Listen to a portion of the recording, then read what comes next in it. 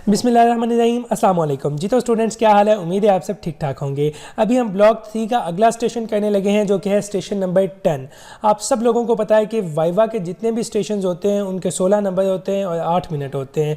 ये स्टेशन भी वाइवा का स्टेशन है। इस स्टेशन पर आपका एनाटमी का वाइवा लिया जाएगा। अच्छा, ये स्टेशन लोगों को बहुत डिफ़िकल्ट लगता है। यहाँ पर इस स्टेशन को हम तोड़े फोड़ेंगे। मैं आपको एक एक नंबर डिवाइड करके बताऊँगा कि आप कौन सा पोर्शन तैयार करेंगे तो आप कितने नंबर स्कोर कर पाएंगे। ठीक है, लोग बिल्कुल सोचे समझे बगैर तैयारी करके चले जाते हैं और फिर कहते हैं जी हम फेल हो गए। यहाँ पे मैं आपको डाइसेक्ट करके बताऊंगा कि आपने अब एनाटमी के ब्लॉक 3 के ये और ये पोर्शंस करने हैं। इन्हीं पोर्शंस में से क्वेश्चन आएंगे और डिवाइडेड क्वेश्चंस आएंगे।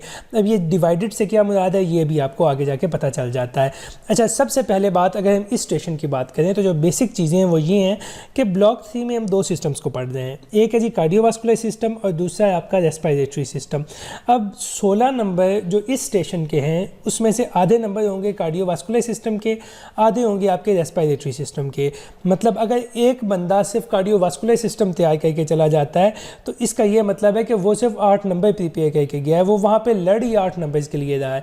अब उन 8 नंबर्स में से उसने अगर 4 नंबर या 5 नंबर स्कोर किए हैं, फिर वो एंड पे कहेंगे कि जी 16 नंबर में से मैंने सिर्फ 4 नंबर स्कोर किए हैं, 5 नंबर स्कोर किए हैं, जिसकी वजह से मैं फेल हो गया हूँ।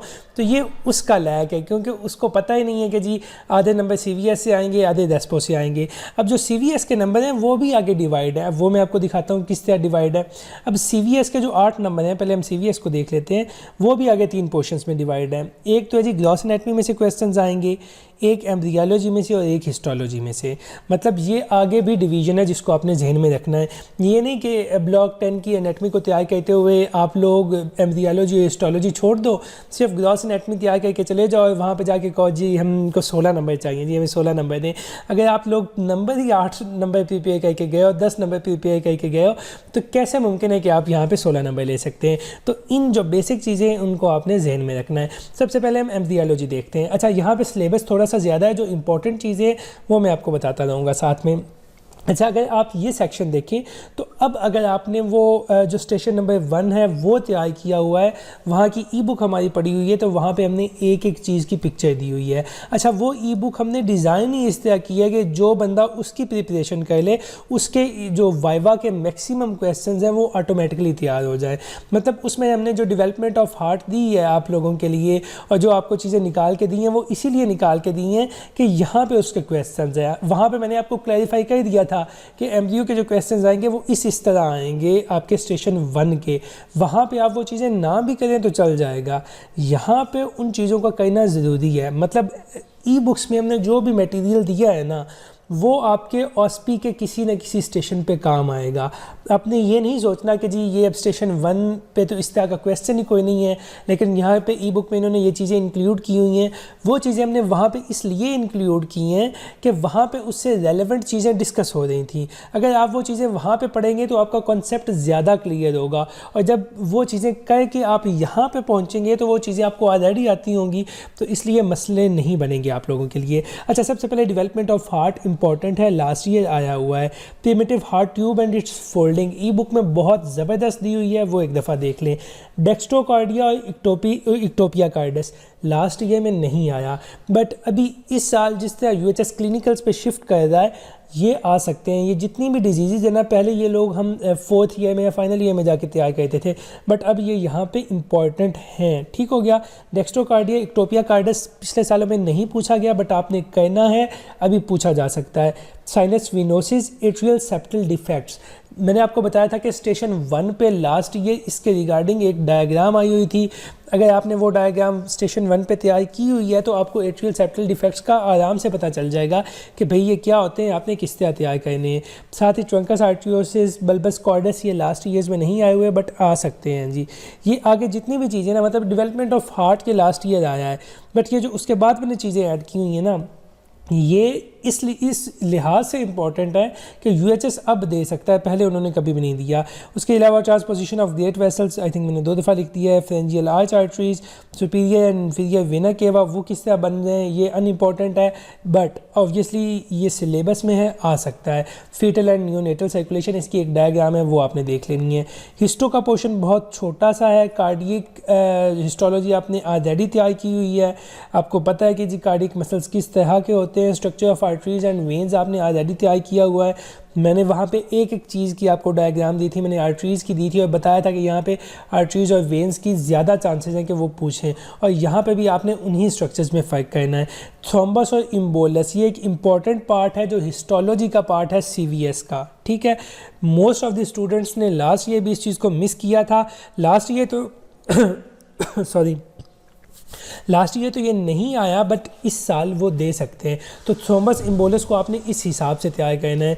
जब आप इनको तैयार करेंगे ना, आप ऐसा करें कि आप आर्टीरियोस्क्लेरोसिस और एथेरोस्क्लेरोसिस को तैयार करें, ऑटोमेटिकली उसमें आपका थ्रोम्बस और इम्बोलस इंक्लूड हो जाएगा, तैयार हो जाएगा जी। और आखिर पे लिम्फ वेसल्स अनइम्पॉर्टेंट है, इतना ज़्यादा इंपॉर्टेंट नहीं है, बट आपने करना है जी। उसके बाद अच्छा, अब देखें कि उन 8 नंबर में से जो 3 पोर्शन में 8 नंबर ने डिवाइड होना था, उनमें से 2 पोर्शन तो आपने कर लिए और आपका इतना टाइम भी नहीं लगा। अब जाते हैं तीसरे पोर्शन पे। तीसरे पोर्शन में क्या कुछ है जी, ये सिर्फ 1.5 पेज है जो आपने तैयार करना है, उसके अलावा आपने कुछ तैयार नहीं करना। मीडियास्टिनम इम्पॉर्टेंट है, लास्ट टाइम पूछा गया था। इसकी बाउंड्रीज़ का पता होना चाहिए, इसके कॉन्टेक्स्ट का पता होना चाहिए। उसके बाद ये नीचे कुछ वेसल्स डिस्कस की हुई हैं, उनकी फॉर्मेशन, ब्रांचेज और रिलेशन विद अदर वेसल्स, वो आपने डिस्कस करने हैं with other structures. Superior vena cava, ascending descending aorta, azygos, azygos SSC, azygos, इस तरह की हैं जी। एजाइगस लास्ट ईयर आपकी पूछी गई थी, जो स्टेशन 1 है ना, वहाँ पे पूछी गई थी, वहाँ पे हमने इंक्लूड की हुई है। यहाँ पे आपने इसको वाइवा पॉइंट ऑफ व्यू से तैयार करना है। उसके बाद स्प्लैंक्निक और वेगस नर्व आ गई है, इसको आपने तैयार कर लेना है। Pericardium is important. पेरिकार्डियम के आगे जाके मैं आपको दिखाऊंगा, कुछ डिजीज़ भी डिस्कस की हुई हैं, वो भी आप लोगों ने करनी है। पेरिकार्डियम, पेरिकार्डियल कैविटी, फिर external features of heart and chambers of heart, आप लोगों को ऑलरेडी पता होगा। कोरोनरी सप्लाई ऑफ हार्ट बहुत इंपॉर्टेंट है। स्टेशन 1 पे इसकी वो जो इंटरवेंट्रिकुलर आर्टरी होती है और राइट कोरोनरी आर्टरी होती है, बहुत दफ़ा पूछी गई है, तो ये आपने करनी है जी। कोरोनरी सप्लाई ऑफ हार्ट के डिजीज़ मैंने आपको बताई थी कि मैं बताऊंगा आपको, ये वाले डिजीज़ हैं जी, आपने कर लेनी है। पेरिकार्डियल रब है, पेरिकार्डियल पेन है, pericarditis, pericardial effusion, cardiac tamponade and pericentesis. उसके बाद ईसीजी की बेसिक्स आपको आनी चाहिए।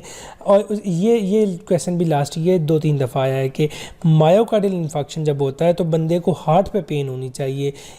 किसी भी बंदे को जब ये हो रहा होता है तो उसको लेफ़्ट बाजू में क्यों पेन होती है, इसको हम रेफर्ड पेन कहते हैं। आप लोगों ने बताना है उनको कि ये पेन क्यों होती है जी। उसके बाद एंजियोप्लास्टी आ गई है, कोरोनरी ग्राफ्ट्स आ गए हैं, venous drainage of heart is not that much important. अच्छा, उसके बाद क्या आ गया जी, cardiac plexus, cardiac walls, valvular heart disease और सरफेस मार्किंग्स। सरफेस मार्किंग्स इस दफ़ा पूछ रहे हैं, ठीक है। हार्ट एंड गेट वेसल्स की ये आप लोगों ने कर लेनी है। और बाकी जो ऊपर वाली चीज़ें हैं, इनमें से मैंने आपको बता दिया कि कौन कौन सी चीज़ें इंपॉर्टेंट है, आपने करनी है। अच्छा, अब अगर आप सिस्टेमिकली देखें, कार्डियोवास्कुलर सिस्टम आना था 8 नंबर के लिए और 3 चीज़ों में डिवाइडेड आना था, एम्ब्रियो, हिस्टो और आपकी जो ग्रॉस एनाटमी है वो। हमने एम्ब्रियो भी कर ली, हमने हिस्टो भी कर ली, हमने ग्रॉस एनाटमी भी कर ली। अब हमारा जो 8 नंबर वाला पोर्शन था वो कंप्लीट हो चुका है कार्डियोवास्कुलर सिस्टम का। उसके बाद अब हम आगे मूव करते हैं जी, जो अगला सिस्टम है रेस्पिरेटरी सिस्टम, ताकि हम बाकी 8 नंबर स्कोर कर सकें। अच्छा, रेस्पिरेटरी सिस्टम में भी आपने वैसे ही चलना है जैसे आप पहले चले थे। आपने पहले करनी है एम्ब्रियोलॉजी, फिर हिस्टोलॉजी और फिर आना है आपने ग्रॉस पे, जो सबसे ज़्यादा जिसका सिलेबस है जी। अच्छा, इसमें डेवलपमेंट ऑफ बोन्स वो आपने करनी है। एज सच उतना इम्पॉर्टेंट नहीं है, बट ऑब्वियसली इम्पॉर्टेंट है। Development of axial skeletal system, ये लास्ट ईयर एक दफ़ा पूछा गया था, तो ये आपने कर लेना है। डिसेंट ऑफ डायग्राम्स आपको आनी चाहिए। Development of thoracic cavities, upper respiratory tract का आपको आइडिया होना चाहिए। ट्रेकियोएसोफेजियल फिस्चुला बहुत इंपॉर्टेंट है, लास्ट ईयर पूछा गया था, आपने लाजमन करना है। लंग डेवलपमेंट और उसके बाद ये जो नीचे सिंड्रोम्स दिए हुए हैं ना। अच्छा, एक बात आपने याद रखनी है कि जो भी क्लिनिकल पॉइंट ऑफ व्यू से चीज़ें हैं वो आपने लाजमन करनी है, क्योंकि क्लिनिकल्स की तरफ यूएचएस शिफ्ट कर रहा है कि हम बच्चों को ज़्यादा से ज़्यादा क्लिनिकल नॉलेज दें। तो ये चीज़ें क्लिनिकल्स हैं, इसके मुतालिक वो पूछ सकते हैं, तो आप लोगों ने ये लाजमन कहनी है जी। अच्छा, ये आ गया एम्ब्रियोलॉजी, उसके बाद हिस्टोलॉजी की ये चंद एक चीज़ें जो आप लोगों ने कहनी है। अच्छा, इसमें भी वो नेजोफेरिंग्स, एपिग्लॉटिस, लेरिंग्स, ट्रेकिया और लंग्स, वहाँ पे मैंने इनकी स्लाइड्स दी हुई हैं, आप वहाँ से देख सकते हैं जी। Respiratory and olfactory epithelium block 1 में हमने किया हुआ है कि रेस्पिरेटरी जो आपका ये रेस्पिरेटरी सिस्टम होता है उसमें कौन सा जो एपिथेलियम है वो होता है, उसके फीचर्स क्या क्या होते हैं, लाइक उन पे सीलियाज वगैरह होते हैं, वो वाली चीज़ें आपने कर लेनी है। उसके बाद लास्ट पोर्शन हमारा है जी ये रेस्पिरेटरी सिस्टम की ग्लॉस का। ये चीज़ें मैंने चंद एक यहाँ पे निकाल के दी हुई हैं जो इंपॉर्टेंट है, जो आपने कहनी है। वैसे तो इसका बहुत लंबा सिलेबस है, बट ये वाली इंपॉर्टेंट चीज़ें ये आप लोगों ने लाजमन देख लेनी है। इसमें से भी जो क्लिनिकल्स हैं, जैसे काइफोसिस आ गया, स्कोलियोसिस आ गया, ये आने के ज़्यादा चांसेस हैं, पहले ये नहीं आए हुए। और इसमें भी जो जैसे अब देखिए डायफ्रैग्मेटिक अपर्चर है, तो हमने वहाँ पे इसकी पिक्चर भी दी हुई है स्टेशन 1 में, वो जो मैंने आपको बताया था कि कौन से लेवल पे कौन सी चीज़ क्रॉस कर रही है और उस लेवल को हम क्या कहते हैं। वहाँ पे स्टेशन 1 में एक प्रॉपर हमने टेबल दिया हुआ है, वही चीज़ें जो यहाँ पे हैं, ठीक है। तो आपने अगर वहाँ पे सही तैयारी की हुई है तो ऑटोमेटिकली आपका आधा ये स्टेशन तैयार है। अब आप एक ओवरव्यू करें जी अपनी तैयारी का, जिस तरह मैंने आपको बताया इस तरह अगर आप करेंगे तो कोई मुश्किल नहीं होगी।